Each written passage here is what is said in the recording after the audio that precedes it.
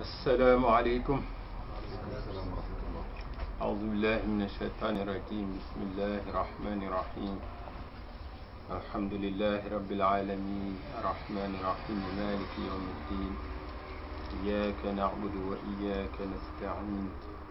اهدنا الصراط المستقيم صراط الذين أنعمت عليهم غير المغضوب عليهم ولا الضالين. آمين. اللهم صل على سيدنا محمد الفاتح لما أغلق والخاتم لما سبق ناصر الحق بالحق والهادي إلى صراطك المستقيم وعلى آله حق قدره ومقداره العظيم. Aujourd'hui, avec l'aide d'Allah subhanahu wa ta'ala, on va parler d'un passage dans la vie de Sayyidina Cheikh Ahmed Tidjani radiyallahu ta'ala. On va parler d'un passage, en tout cas d'une étape dans l'évolution de cette tariqa. Il s'agit de l'époque qui concerne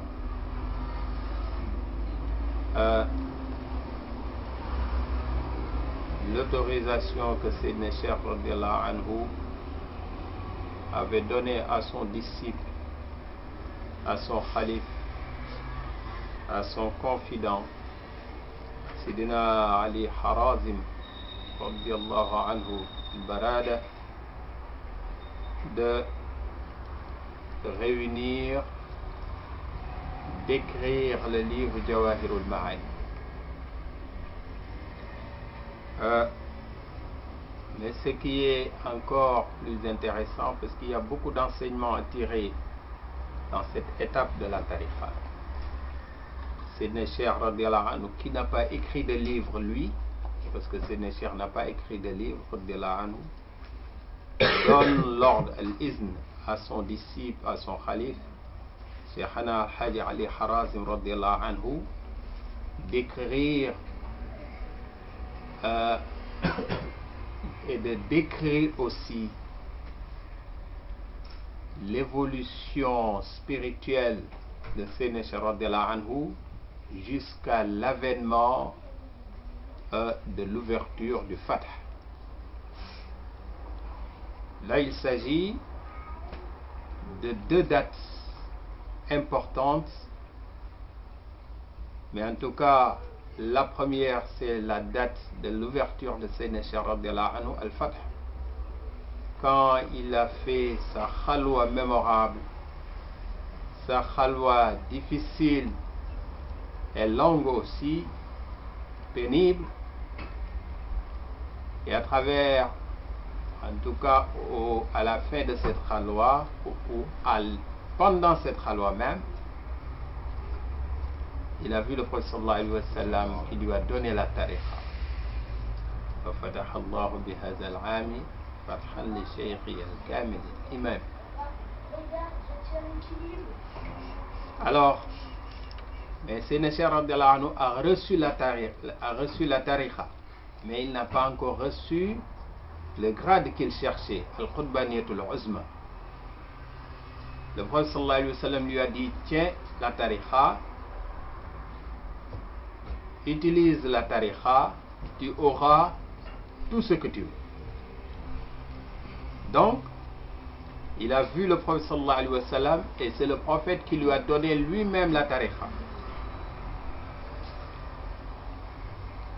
بأن رأى بالعين عين الرحمة يقظة فصار عين الأمة.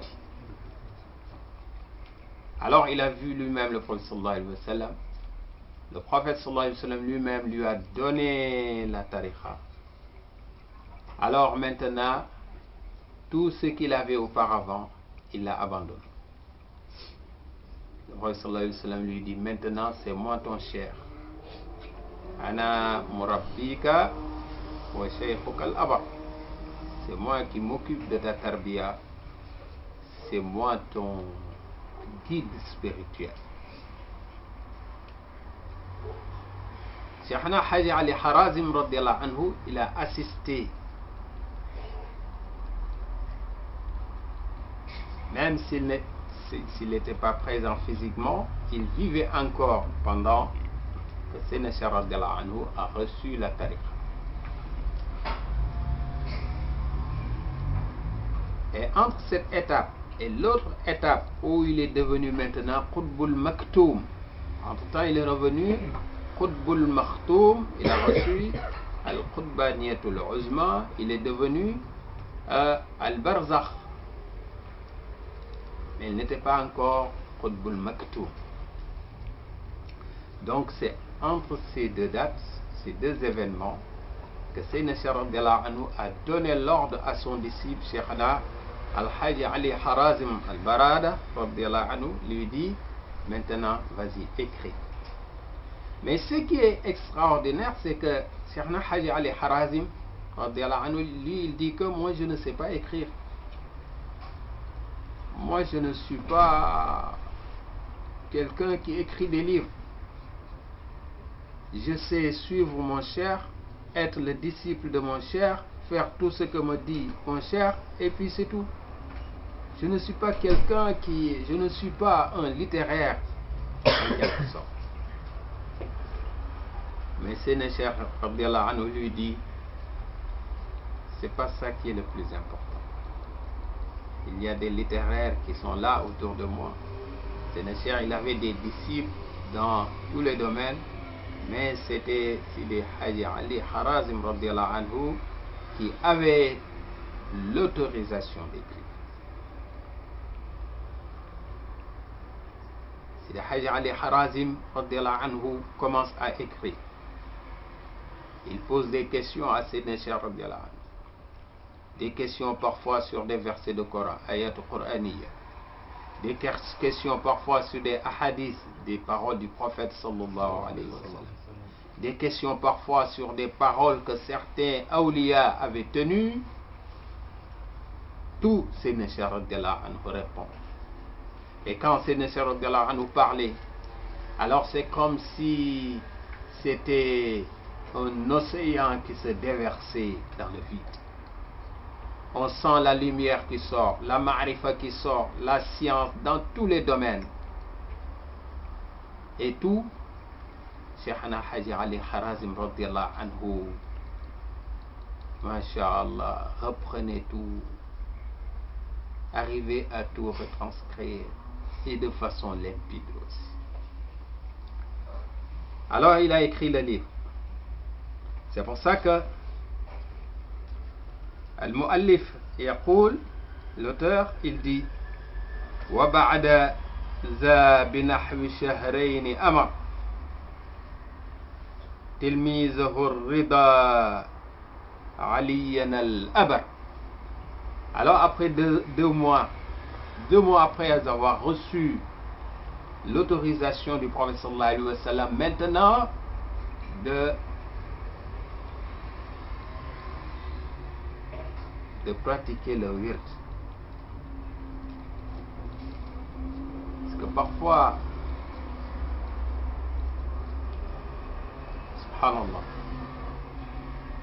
parce que là il ne s'agit pas, quand Seyna Cheikh radiallahu anhu a vu le prophète sallallahu alayhi wa sallam, il ne s'agit pas, c'était pas un instant à partir duquel Seyna Cheikh était devenu un chef. Bien sûr que c'était un chef, mais il ne l'a pas pris, il ne l'a pas compris de cette façon. Il n'a pas voulu que ses disciples comprennent de cette façon. Il a pris le wird. Quand il a vu le prophète sallallahu alayhi wa sallam, il est devenu disciple du prophète Muhammad sallallahu alayhi wa sallam. C'est différent. Quand on dit que quand il a vu le prophète sallallahu alayhi wa sallam, il est devenu le chef. Le chef, bien sûr, c'était le chef. Et c'est toujours le chef. Bien sûr, c'est le chef. Mais il n'a pas compris de cette façon. Il n'a pas voulu qu'on le comprenne de cette façon. Il est devenu disciple du prophète Muhammad sallallahu alayhi wa sallam. C'est pour ça que dans cette tariqa, le premier disciple c'est Seyna Cheikh Ahmed Tidjani. C'est un disciple dans cette tariqa. Et le cheikh dans cette tariqa, c'est Sayyiduna Muhammad sallallahu alayhi wa sallam. Alors, 2 mois après, parce que c'était mémorable quand même, cette rencontre, quand il a rencontré le prophète sallallahu alayhi wa sallam. Plusieurs fois on en a parlé. Il a commencé à donner la tariqa. Et la tariqa, c'était Fatiha sans astaghfirullah, sans salatu ala nabi. Mais si tu peux mieux, c'est sans salatu fait. Il n'y avait pas encore les 100 la ilaha illallah. Alors, 2 mois après, il donne l'autorisation à Cheikhna Haji Ali Harazim radiyallahu anhu d'écrire Jawahirul Ma'ani. بجمعه جواهر المعاني عن إذن سيدي بني أدنان. Parce que c'est Cheikh radiyallahu anhu, dès qu'il a reçu l'autorisation du prophète sallallahu alayhi wa sallam, il ne donnait plus d'ordre. Tout ce qu'il disait, tout ce qu'il demandait qu'on fasse, c'est le prophète sallallahu alayhi wa sallam qui le lui dictait. Même dans sa vie, tout ce qu'il faisait, c'était lié à l'ordre que lui donnait le prophète sallallahu alayhi wa sallam. Surtout, Salla alayhi munazzil al-Qur'ani wal ali wa sahbi madal azman. Sallallahu alayhi wa sallam. Alors donc, c'est le prophète sallallahu alayhi wa sallam qui lui a dit: tu peux demander à Ali Harazim d'écrire Jawahirul Ma'ani. C'est pour ça que, vous savez, c'est un passage qui est très fin, mais c'est un passage qui est très riche aussi. Mais pourquoi il a choisi Ali Harazim? Mais pourquoi il lui a demandé d'écrire un livre alors qu'il y avait des professeurs autour de Sayyidina Cheikh? Pourquoi il ne lui a pas dit lui-même, Sayyidina Cheikh radiyallahu anhu, d'écrire le livre? Parce que, alors que lui, c'était un professeur qui enseignait à des professeurs.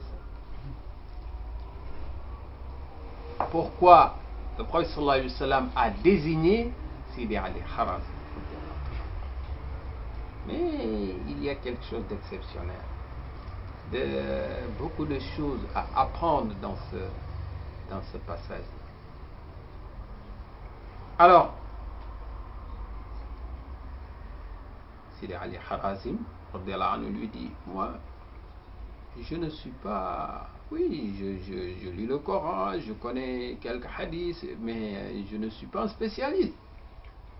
Elle lui dit: c'est le prophète sallallahu alayhi wa sallam qui t'a désigné. C'est pour ça que il y a certaines missions dans la tariqa.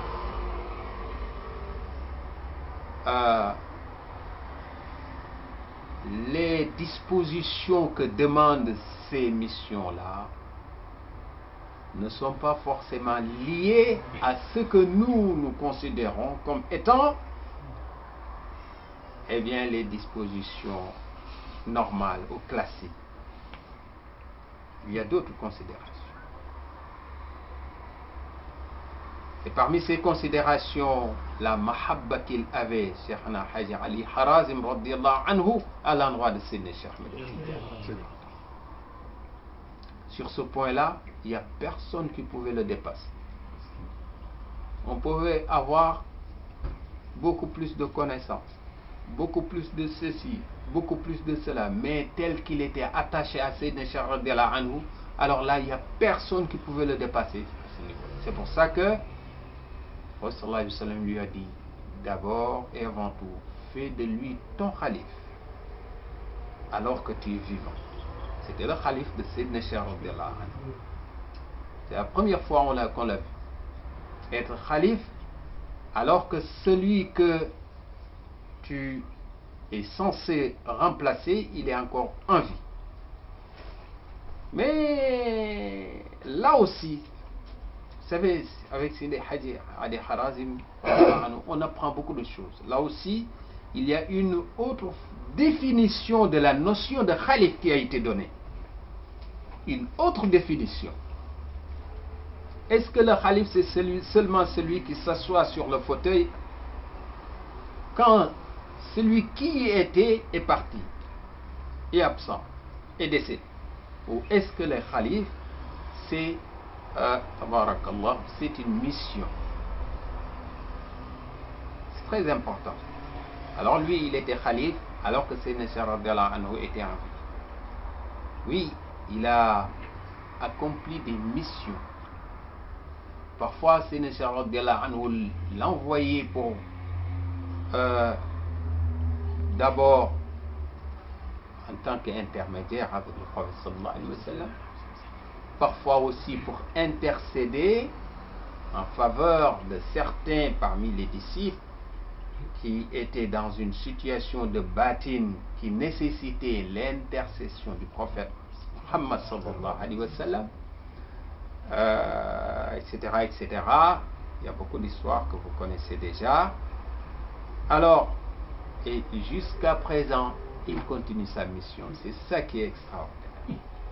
Jusqu'à présent, c'est le Haji Ali Haraz. Jusqu'à présent. Parce qu'il y a même quelques machaïrs qui disent que il y a certaines missions que Sayyidina Cheikh radhiyallahu anhu donne.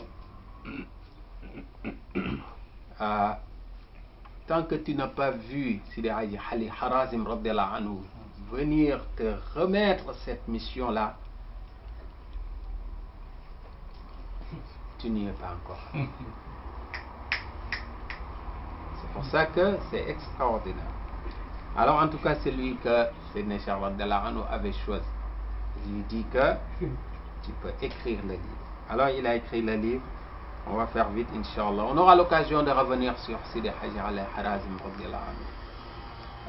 Parce que aujourd'hui j'ai parlé dans la khutbah de la notion de mahabba à l'endroit du prophète Muhammad sallallahu alayhi wa sallam. Mais lui, Sidi Haji Ali Harazim radhiyallahu anhu, il a dépassé tout le monde par rapport à la mahabba. Vous savez, parfois pour apprendre, on ouvre un livre, on va vers un professeur, on se met dans des dispositions pour apprendre, on va à l'école, à l'université, etc., etc. Mais il y a certains domaines de la ma'rifa, il n'y a que la mahabba qui peut t'ouvrir cette porte. Avec la mahabba, tu as l'accès direct. Et Allah, il te remplit, il te comble de ma'rifa. Et Allah subhanahu wa ta'ala, il a dit fa'arifouni.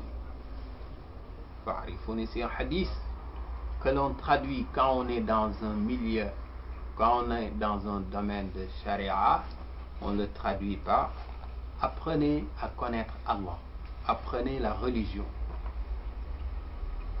Quand on veut apprendre à connaître Allah, on essaie d'apprendre à travers les livres, le Coran, les hadiths, l'ahkam, fiqh, jurisprudence, etc., etc. Et quand on est dans le domaine de la haqiqa, alors il s'agit là, fa'arifouni, il s'agit de la ma'rifatu. Alors la ma'rifatu billahi, c'est un autre domaine. C'est pour ça que Sayyidina Cheikh radhiyallahu anhu il disait tatahhar bima'il ghaybi in kunta za sirr wa illa tayammam bis sa'id wa bis sakhr. Alors Sayyidina Cheikh radhiyallahu anhu il a dit que si tu veux prier, fais tes ablutions, purifie-toi avec de l'eau. Si tu n'as pas d'eau, si tu peux pas faire des ablutions, fais tayammum, l'ablution sèche sur le sable, une pierre, etc., etc. Tatahhir bima'il ghayb in kunta za sirrin wa illa tayammam bis sa'idi wa bis sakhr.